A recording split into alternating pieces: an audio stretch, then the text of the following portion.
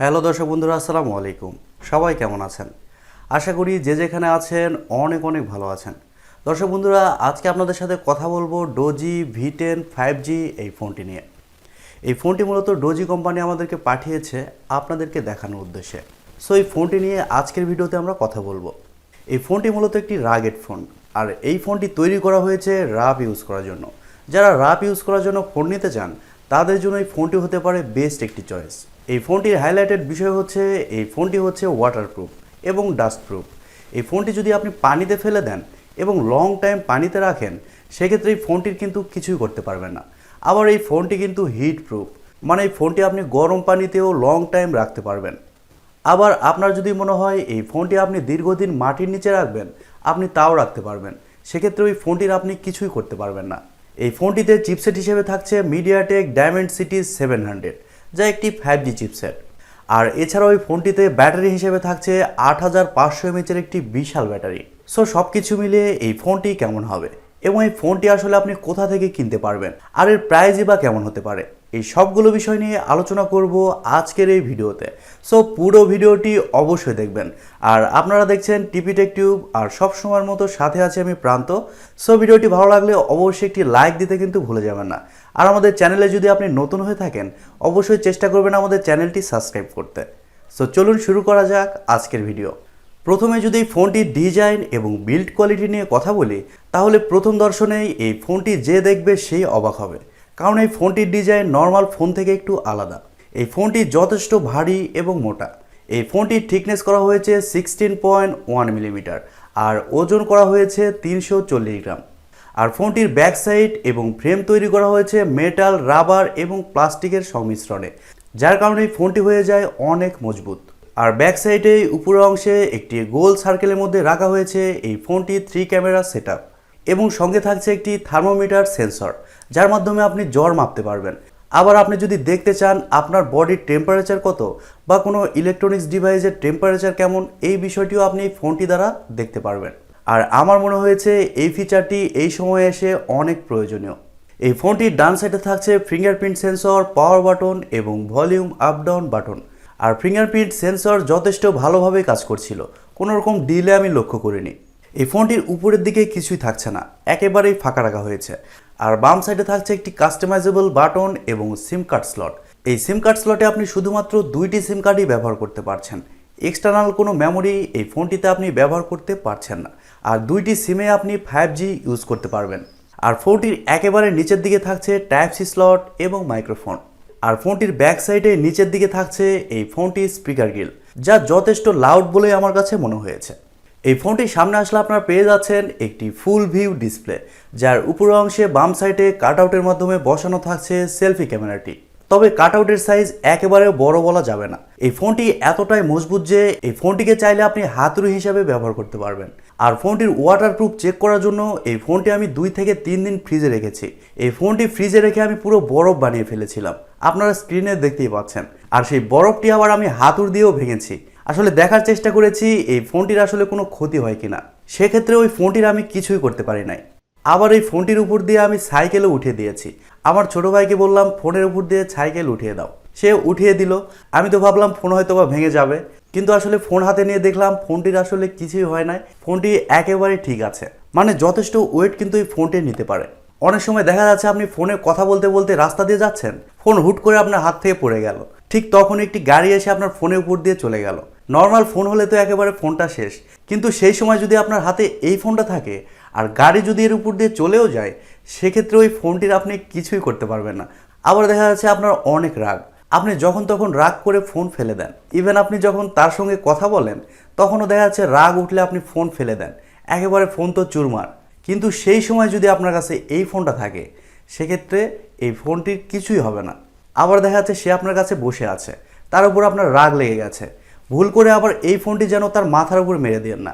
ফোনটির তো কিছু হবে না, আপনার সে কিন্তু ডেড হয়ে যাবে। আশা করি বুঝতে পেরেছেন। সো সাবধান।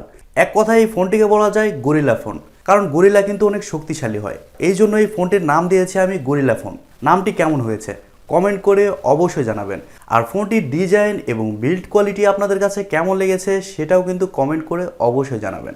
এবার যদি ফোনটির ডিসপ্লে নিয়ে কথা বলি, তাহলে এই ফোনে থাকছে 6.39 ইঞ্চির একটি IPS LCD প্যানেল, আর এটি একটি HD প্লাসের ডিসপ্লে, যার রেজুলেশন হচ্ছে 720x1560 pixel. Display HD plus হলেও এই ডিসপ্লের কোয়ালিটি কিন্তু অনেক ভালো পেয়েছি। এই ডিসপ্লেতে যে কোনো কন্টেন্ট প্লে করলে শার্পনেসের ঘাটতি ওইরকমভাবে লক্ষ্য করিনি, তবে ডাইরেক্ট সানলাইটে এই ফোনটি ব্যবহার করতে গেলে ব্রাইটনেসের কিছু ঘাটতি লক্ষ্য করেছি। এছাড়া ডিসপ্লে কোয়ালিটি আমার কাছে ভালোই লেগেছে। তারপরেও বলবো এখানে ফুল HD প্লাসের ডিসপ্লে হলে খুবই ভালো হতো। আর ফোনটির স্ক্রিন টু বডি রেশিও হচ্ছে 90.5%। এই ডিসপ্লেতে আপনারা গরিলা গ্লাসের প্রোটেকশন পেয়ে যাচ্ছেন, তার মানে ডিসপ্লের দিক থেকে কোনো রকম সমস্যা হচ্ছে না। আর মোবাইলটা যদি ডাইরেক্ট এরকমভাবে পড়েও যায় সেক্ষেত্রে কিন্তু আপনার ডিসপ্লের কিছুই হবে না। সো ডিসপ্লে কোয়ালিটি মোটামুটি ভালোই বলবো। তারপরেও বলছি ফুল HD প্লাসের ডিসপ্লে হলে খুবই ভালো হতো। এবারে কথা বলা যাক এই ফোনটির সফটওয়্যার এবং পারফরমেন্স নিয়ে। এই ফোনে থাকছে Android 11, যার ব্যাকএন্ডে থাকছে ডোজির নিজস্ব UI, যা আমার কাছে খুবই ক্লিন মনে হয়েছে। এক্সট্রা কোনো আলতু ফালতু অ্যাপস আমি ফোনটিতে লক্ষ্য করিনি। আর আমি প্রথমে বলেছি এই ফোনটিতে চিপসেট হিসেবে থাকছে Mediatek Dimensity 700, যা 7 ন্যানোমিটার আর্কিটেকচারে তৈরি করা একটি Octa-core প্রসেসর, এবং এটি একটি 5G প্রসেসর। সো ইন্ডিয়া এবং বাংলাদেশের বাজারে যখন 5G অ্যাভেলেবল হয়ে যাবে তখন এই ফোনটিতে কিন্তু আপনি বেটার কানেক্টিভিটি পেয়ে যাবেন। আর এছাড়াও এই ফোনটিতে জিপিইউ হিসেবে থাকছে Mali G57 MC2, আর ফোনটি একটি ভেরিয়েন্টেই পাওয়া যায় 8GB RAM 128GB ROM, যার স্টোরেজ টাইপ হিসেবে থাকছে UFS 2.1, আর র্যাম টাইপ হিসেবে থাকছে LPDDR4X। আর পারফরমেন্সের কথা বলতে গেলে এই ফোনটিতে আমি লং টাইম পাবজি খেলেছি, মোটামুটি একটানা 4 থেকে 5 ঘন্টা। সেক্ষেত্রে এই ফোনটিতে কোনো হিটিং ইস্যু আমি লক্ষ্য করিনি। আর Mediatek Dimensity সিরিজের চিপসেটের কিন্তু একটা বিশেষত্ব রয়েছে, ফোনগুলো খুব বেশি গরম হয় না। আর অন্যদিকে Mediatek Helio সিরিজের চিপসেট কিন্তু একটু হিট বেশি হয়। সো এই দিকে বিবেচনা করলে Mediatek Dimensity 700 এই চিপসেটের পারফরমেন্স আমি খুবই ভালো পেয়েছি। গেমস খেলার সময় কোনো ধরনের ল্যাগ বা ফ্রেম ড্রপ আমি লক্ষ্য করিনি।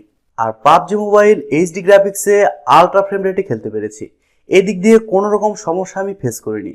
আর আপনি যদি এই ফোনটিতে ফ্রি ফায়ারের মতো গেমস খেলেন সেক্ষেত্রে আপনি একেবারে আলট্রা ফ্রেম রেটে খেলতে পারবেন। আর আরেকটি কথা, আপনারা যে গেম প্লে স্ক্রিনে দেখতে পাচ্ছেন এটি কিন্তু আমি পাবজি ব্যান হওয়ার আগে শুট করেছি।